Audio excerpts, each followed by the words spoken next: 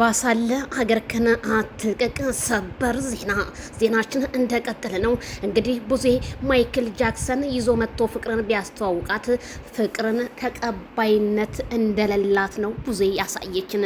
ታዲያ ማይክል ጃክሰን በዚህ ልክ ምን አስበህ ነው? ተው ግን ብለናል። ያችን የመሰለች ሄርሜላ ከረሚላን ዳይመንዷን ወዴት አድርገ ከፍቅር ጋር አሸወይና እሪኩም ዘመዳ እንዴት ትላለ? ሲሉ ኮሜንታተሮችም ጥያቄ ምልክት እያቀረቡ ነው።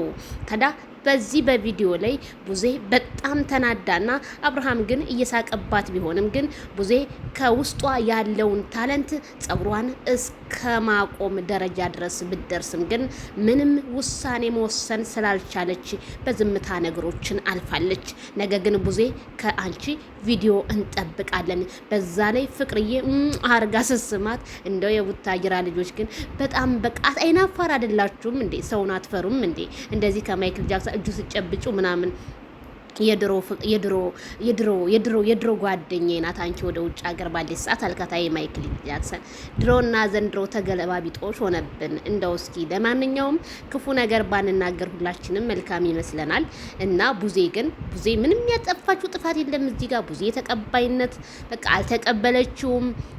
ለፍቅር በቃ ግልጸኛ ሆና ማውራትን አልፈለገችም።